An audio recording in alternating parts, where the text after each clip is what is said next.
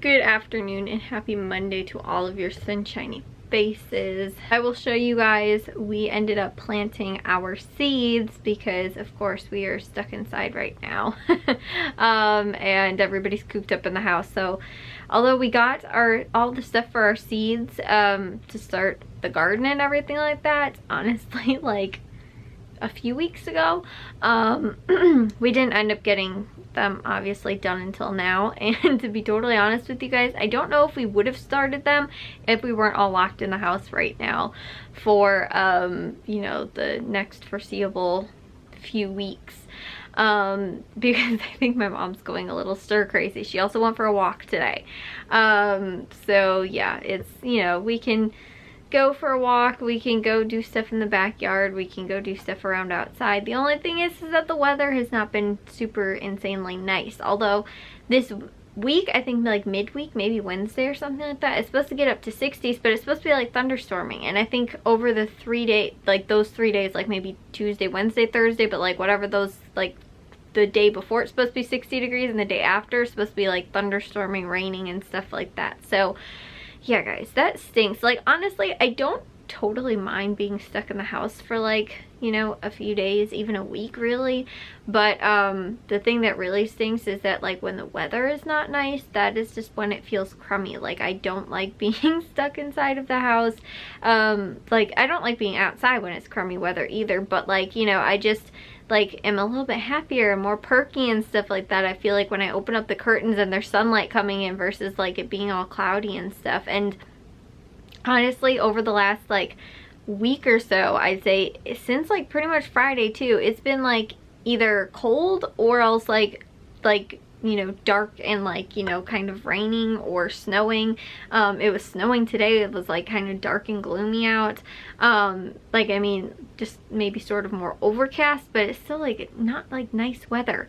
So like I said, I totally would not mind if we had, you know, like even like 60-degree days with sun, or even colder days but with sun. You know, because warmer days when it's sunny out, we can go outside and go and try and get some stuff done, you know, clear out the garden, you know, get these things done and whatnot. But on days when it is, you know, cold out, at least it can be cold and you can snuggle up inside with, you know, some nice, you know, sun and stuff like that. But no, that is still not even a thing. So yeah, we did end up getting to what was I gonna say, we ended up, my mom planted our seeds, but we actually have not enough, I guess not enough variety of seeds. We do have zucchini, yellow squash, and something else, some third thing too, maybe melon or something like that. I don't know. Let me see guys, what do I have in my room? Yes, melon, some cantaloupe. Those three can be planted directly outside. We don't need to start the seeds inside. So once the risk of frost is done, we can plant those outside. I think like in April to June, I believe they can start being planted outside. As soon as we get the chance, we will most likely plant those directly outside. But the other ones we started inside. A couple of them could have been like planted, like started outside, but to get like early harvest, we can plant them inside and start the seeds inside. But these other ones don't really need to be, so we're just gonna do those straight outside. And we ended up doing, I think, 3 varieties of cucumbers, 3 or 4 varieties of cucumbers. I didn't realize my mom had bought 2 different types of cucumbers, and then I bought a 3rd variety because they had them on sale at Menards again when we were buying all the stuff a few weeks ago. We had their seed packets on sale for 50 cents, so we ended up grabbing, I ended up grabbing that and broccoli. Those were the only 2 things that I knew that I should most likely start early. So I ended up, like I said, I got the broccoli as well, which we started. I think we did dill and basil and, like I said, cucumbers. I know I said something else just now too, broccoli, and also butternut squash. Which the butternut squash was one of those things too where I think it could be planted outside, but if we wanted to, we can get an early harvest by planting them inside. And some of the stuff too are plants that like you can plant early in spring and then also late in, you know, later in summer, so that it's like a fall, because some of them are cooler weather crops like broccoli is. Most leaf vegetables also are, you know, cold, like spinach, kale, lettuce, trying to think, most of those kind of things, which really stunk because I planted the kale, lettuce, and spinach last year and I totally did not tend the garden. We had a problem though, I was telling you guys too. Some type of worm or caterpillar or something was eating up our delphinia, and that was the big problem that I noticed. And these, they tended to be, they were on a couple of other plants, but they really chowed into that. And I was thinking it was this specific type of like delphinia worm or something like that was what it was called. I did a bunch of research on it and figured out that that was might have been what it was. And they kind of looked like similar to that. But I found them later then, like I said, on the lettuce and spinach. So now I'm almost wondering if it perhaps was a different type of like worm, although maybe still eating the delphinia, but it was also, like I said, I found them on a couple of other plants with which people said was common, especially to find them on columbine, which we do have a lot of columbine, although our columbine was totally fine. It wasn't eaten into at all. I think there was maybe one or two other plants that I saw some chew marks on, but really nothing else. But like I said, then in like the fall, once all of our spinach and kale started coming in, it was going after, I think, the kale specifically, and not so much the lettuce or spinach, but I found like a couple of them on there. But our kale was almost completely gone. Like I couldn't harvest any of it because there wasn't any left. They ate like all of it up. So I'm a little bit concerned about that. Like I said, don't totally know what it was that was eating it, but I do, like I said, know at least that plant and like what the relationship to it having that type of worm. But they did say that if you cut it down in the fall, which we did, you know, so that it doesn't have any like leftover foliage over the winter, which is where they like to hibernate, and then like once the plant starts growing again, they'll start eating through the plant as it's growing, or like burrow into like the like stem too, I think was what I was reading. Again, this was like last year, so I'm not totally sure, but that, like I said, that's normally like they like to lay their eggs in there, and it's some type of moth.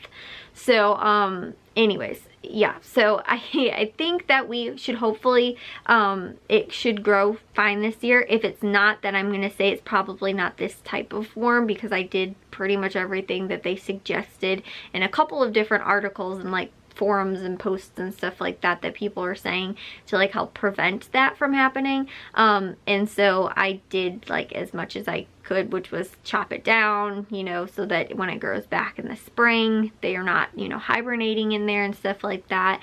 I think there's maybe one or two other things without using chemicals, obviously, because I don't want to put chemicals into our garden, or, you know, what might wind up transferring into our, you know, vegetable garden. And I guess, well, I don't know if we had fruit in there last year really, but, you know, into that, or into our, you know, just like for our pets in the backyard too, and that whole kind of thing. And also too for birds, because birds are good at eating worms, and natural, you know, circle of life kind of thing.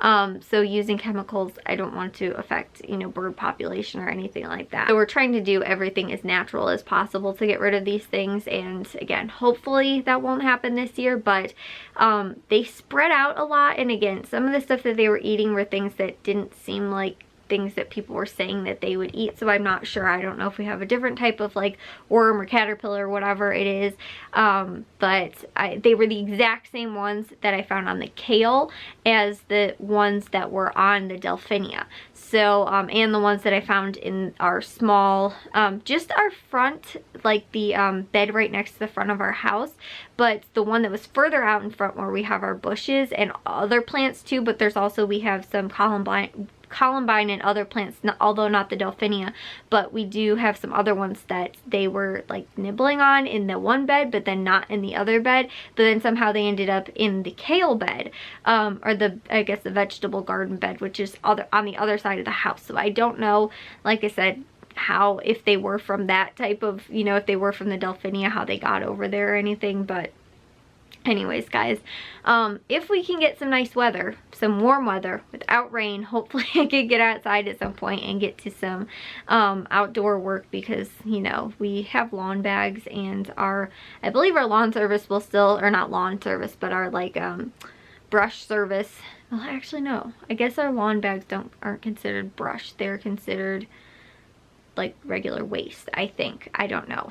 But anyways, I think that's still like happening. I don't know that like that's being shut down or anything, at least in our area. So I know that a lot of things for different areas, you know, are being shut down or not being shut down and stuff like that, just with everything that's been going on. So like I said, I don't know that that's happening, but I'll take you guys and show you guys the plants real quick. But like I said, as far as I know, we should still be able to get that stuff picked up if we need to. So here, guys, this is literally it. It is not they were watered and stuff like that, but I think honestly we only have them up until like this, like it's only halfway through. I don't think we finished with these ones, but my mom did say she might start actually some flowers in here as well, because we do have some flower seeds. But these are just for our vegetables that are just going to be the spring plants. We can obviously, like I said, do some straight out in the garden as well that we already have, but these are the ones that we should get started early. And we can't plant these ones outside just because of, again, the risk of, like, you know, frost and all that kind of stuff. That does it. I will see you guys all in tomorrow's vlog. If you guys did enjoy today's, make sure you guys give a big old thumbs up. If you guys are new, we'd love it if you'd subscribe, and I'll see all of your sunshiny faces tomorrow. So bye, guys.